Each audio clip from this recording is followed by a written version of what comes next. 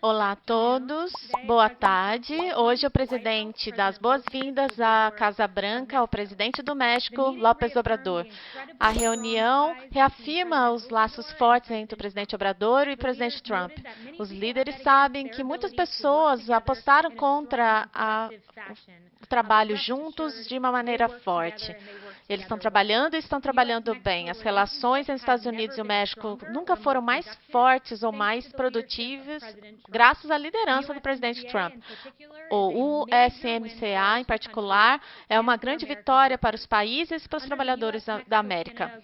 Estados Unidos, México e Canadá, o acordo entre eles em mais de 4 milhões de trabalhos em manufatura serão um grande ganho perto da perda sobre o NAFTA.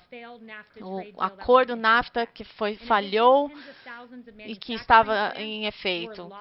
Dezenas de milhares de plantas de manufatura foram perdidas por causa da NAFTA e milhões de empregos que foram perdidos sob o NAFTA. Foi um acordo ruim para o trabalhador americano. Os trabalhadores foram deixados para trás.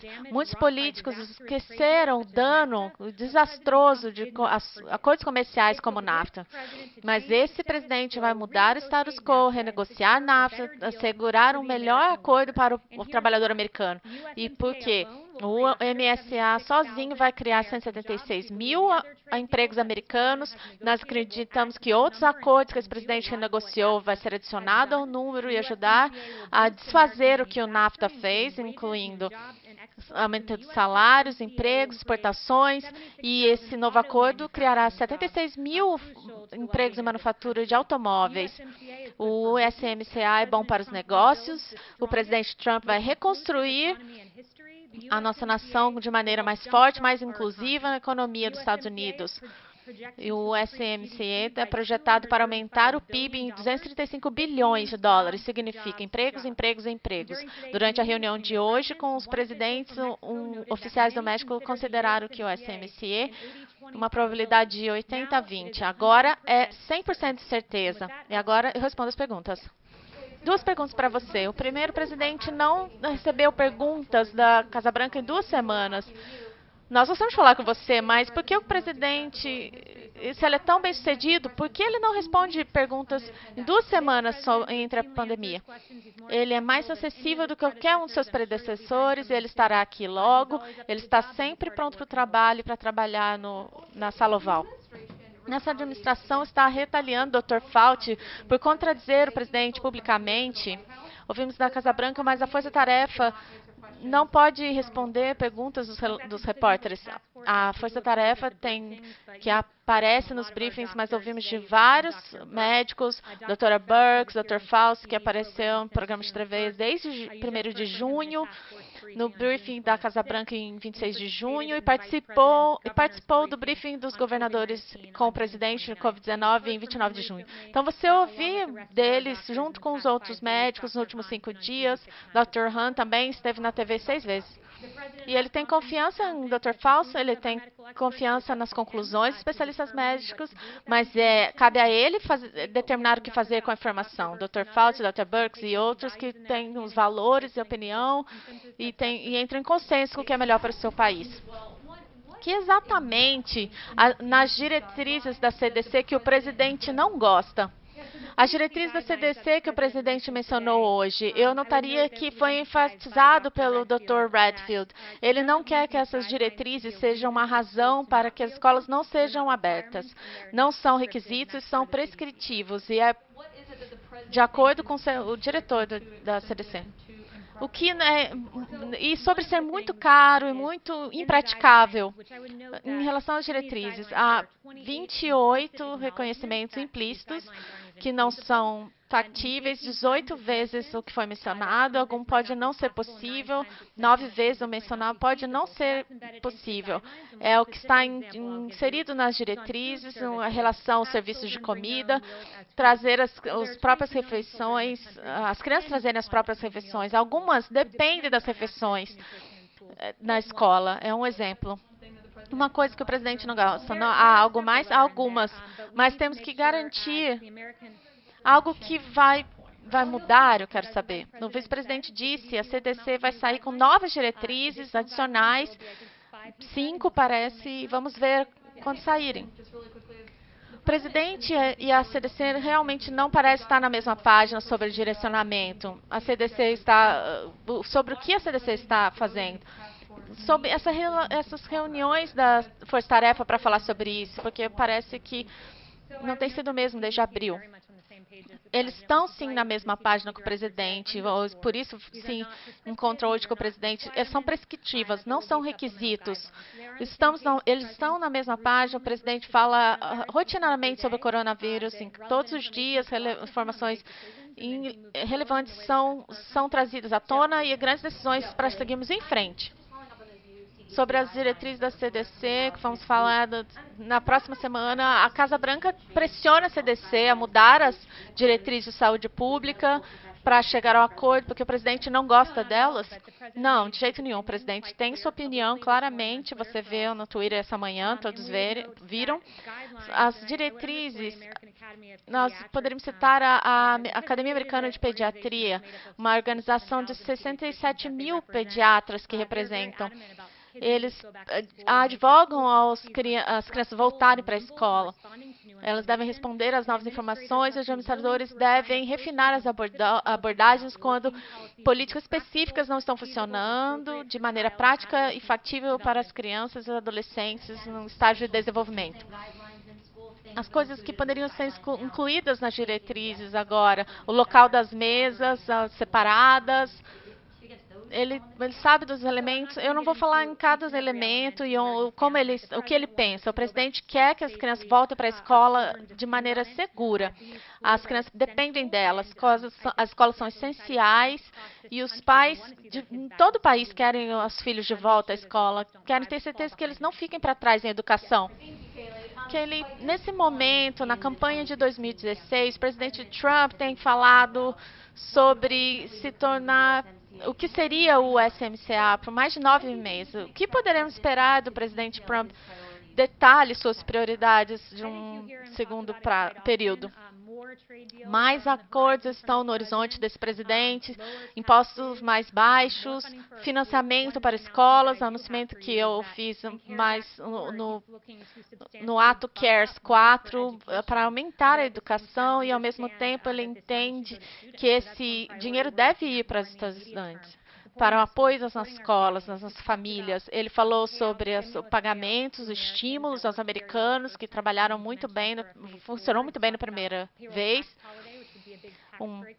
Seria o corte de impostos para o trabalhador americano. Nós teremos ainda muito mais no segundo mandato. Algumas das prioridades no discurso de sábado, no comício, não quero passar à frente no discurso de sábado, mas vamos ouvir mais sobre a visão do presidente sobre o segundo prazo. E entre a economia, é a mais moderna da história. Nós tiramos regulamentações, diminuímos impostos, uma taxa de desemprego histórico para americanos negros, hispânicos. Ele está falar sobre essas políticas no segundo mandato. Falando sobre os relatores e repórteres, diz que o presidente talvez tenha forçar sobre o que exatamente ele tem intenção de fazer. O presidente foi claro, ele mencionou sobre o ato de CARES 4, mencionou vocal sobre o que ele quer, e vamos ouvir mais dele. Eu tenho uma sobre Hong Kong, mas eu quero seguir sobre a pergunta do comício. Antes, o diretor do Departamento de Saúde de Tulsa disse que o comício do presidente pode contribuir para um surto em caso de coronavírus. Nós sabemos que os aliados e conselheiros do presidente também testaram positivo, desde Tulsa e New Hampshire. As máscaras são recomendadas, mas não requisitadas. Primeiro, por que o presidente continua a não requisitar máscaras nos seus comícios, considerando que o que vimos, os resultados de saúde pública que saíram disso, e se haverá outras mudanças que podemos ver no futuro? Ele está operando de acordo com as diretrizes do CDC, que são recomendadas, mas não requisitadas. Ele é testado todos os dias. Se ele não pudesse se distanciar, ele usaria. Mas nas campanhas e os eventos, ele limpa bem as mãos e as pessoas podem escolher usar. Eu diria que eu não tenho dado para indicar, mas a decisão é dos indivíduos, onde ir, se o presidente é uma escolha individual da pessoa. Sobre Hong Kong, o chefe do Estado-Maior, o conselheiro de Segurança Nacional, falando sobre assinar a lei que passou no Congresso mais cedo e ação adicional. Estou imaginando se vocês têm uma atualização do direcionamento no momento dessas coisas, mas também nós ouvimos preocupações de empresas dos Estados Unidos, umas sanções agressivas que seriam desencadeadas na última lei com os negócios em Hong Kong, China, e estão pensando se esse tipo de pensamento sobre equilibrar o quão agressivo seria sancionar os oficiais da China versus os interesses comerciais dos Estados Unidos. Não vou passar à frente do presidente sobre as ações da China, mas ouviremos muito disso em relação à China. Sobre Hong Kong, esta semana o Robert O'Brien disse que a China basicamente anexou Hong Kong. Você pode explicar o que isso significa? E a administração tem planos sobre isso. As palavras são claras. Hong Kong, o estado especial de Hong Kong está em risco por causa das ações da China. Os planos da administração, os planos reais de anexação dos Israéis são parte do Banco Oeste.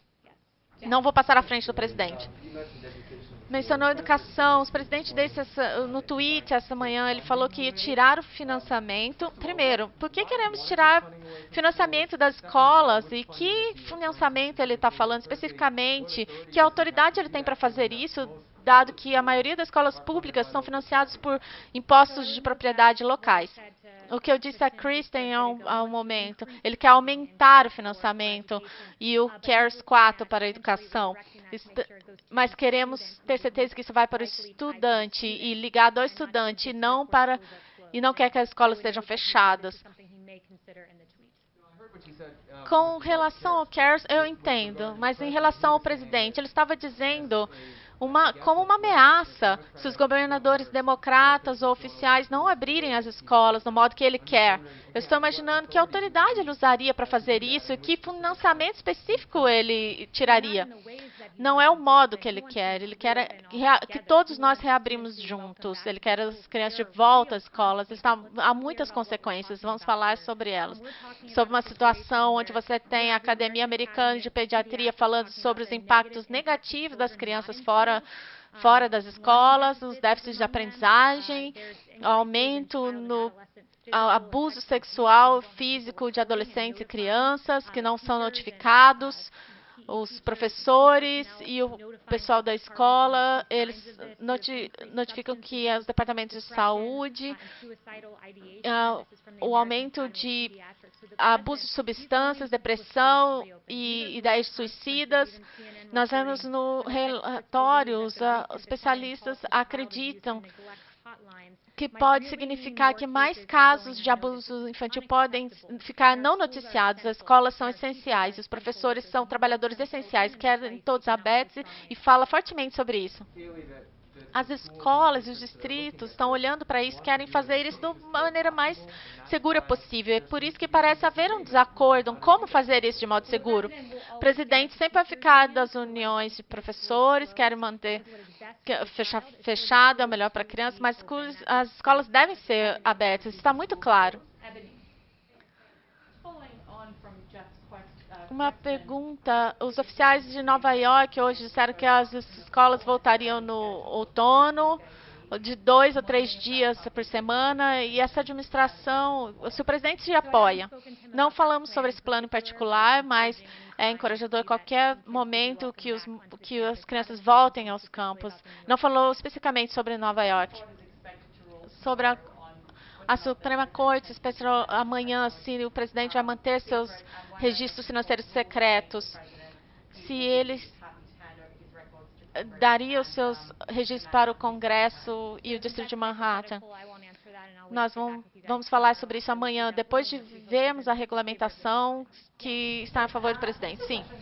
2 perguntas, Kaylee. O presidente perguntou ao presidente do México se ele pagaria pelo muro e o que aconteceu com essa discussão. Não surgiu essa discussão enquanto eu estava na sala. O presidente ainda está reunindo documentos essa semana para ser capaz de rescindir DACA mais uma vez e começar o processo jurídico. Não tem anúncio sobre isso. Quando tiver, vocês saberão. Voltando para as ordens executivas de Meadows, que mencionou essa semana, o presidente vai discutir com o presidente Obrador qualquer detalhe sobre a ordem executiva. Nas discussões que eu participei, não houve uma discussão sobre a ordem executiva, mas ouvir algumas ordens executivas essa semana. Você pode prever o que pode acontecer? Não, sem previsão, mas acontecerá essa semana.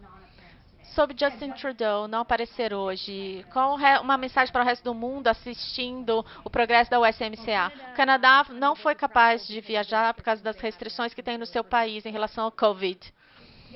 Eu queria perguntar, confirmar se o presidente Trump e López Obrador falaram sobre imigração de alguma maneira na sua reunião hoje.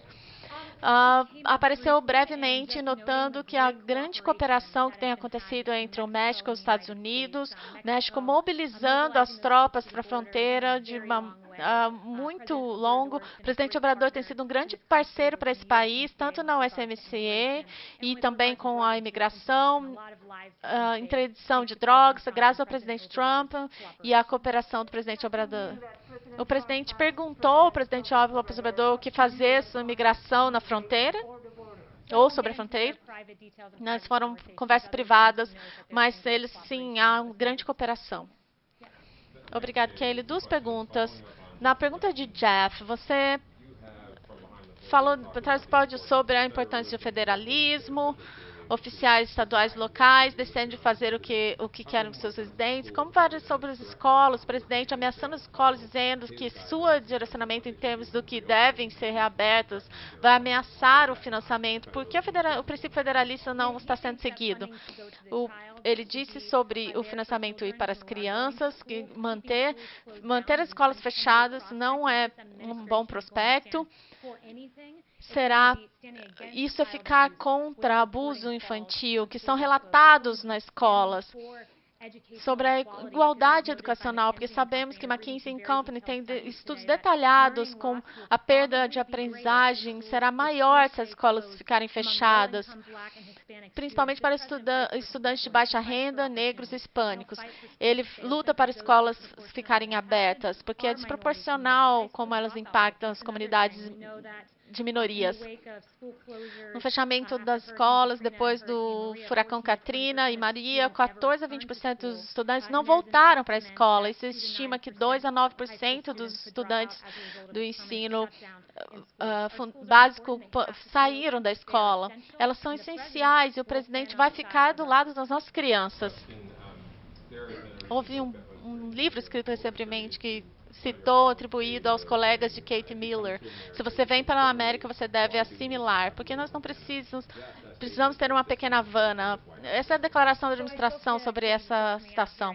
Ela falando que essas citações não são verdadeiras como escritas no livro. Não há um maior aliado da comunidade cubana do que o presidente Trump. Ele ama a comunidade cubana, ele se mudou sua residência para a Flórida, para o sul da Flórida em particular. Ele é advogado contra o socialismo, a comunidade cubana nesse país, presidente que diz que a América nunca deve ser socialista.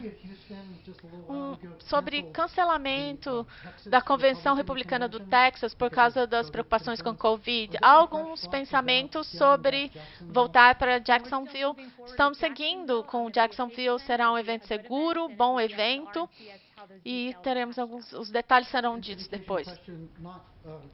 Sobre educação, sobre as universidades, algumas estão desafiando a regulamentação da ICA com estudantes nas universidades que não estão tendo classes pessoalmente. Eu estou imaginando se uma pressão nas universidades de se abrirem totalmente, que pode não ser seguro fazer. A política fala por si. Não ter um visto para aulas online, você deve ser na Universidade de Phoenix. Só podem tomar classes online. Em relação a Harvard, MIT, estão processando E talvez uma melhor lei virá para os estudantes que têm que pagar as mensalidades total, sem acesso a classes, aulas pessoalmente. Os eventos de Jacksonville, em Flórida, possivelmente voltar a Charlotte se os casos se estabilizem ou diminuem. O presidente não está envolvido em hipóteses, mas está animado para ir para a Flórida. É o seu estado, Jacksonville, a designação da Convenção Nacional Republicana. Considerando como seguir em frente, as escolas estão potencialmente considerando ter um meio da abordagem. Por exemplo, Nova York está olhando para isso. É aceitável para o presidente ter metade em casa, metade nos prédios, em oposição a abrir completamente. Não falei com ele especificamente sobre essa abordagem do meio. Eu terei uma resposta para você. Uma coisa que eu quero deixar com vocês, vocês são muito bons, perguntas boas, eu agradeço. Isso é uma notícia, a cidade de Kansas, o prefeito do Kansas City e o governador escreveu uma carta que disse, estamos num ponto de crise. Ele disse, uma ajuda adicional foi necessária para fornecer mais ferramentas para a polícia, para interromper conspirações, para condenar assassinato, atos violentos, particularmente na cidade de Kansas City, e ontem alcançou 100 homicídios, 40% de aumento do último ano. É números trágicos. E o procurador-geral Barr anunciou que haverá um lançamento que chamamos Operação Legend, uma nova iniciativa contra crime violentos que vimos em Kansas City, diretamente expostas pelo prefeito e governador. Especificamente, a Operação Legend vai focar em um esforço federal para aumentar a presença da polícia na cidade. O procurador Barr direcionou os agentes do Departamento de Justiça, FBI, US Marshal, DEA e ATF estarão em Kansas City nos próximos 10 dias. Os oficiais locais vão lutar contra o aumento dos crimes violentos. A Operação Legend é nomeada pelo Legend Taliaferro, que foi morto, baleado no rosto. Ele perdeu sua vida. Nós estamos com o governo federal e garantir que nunca aconteça alguém. E usamos os recursos da lei para garantir que os indivíduos e jovens como Legend são capazes de viver sua vida pacificamente. Muito obrigada.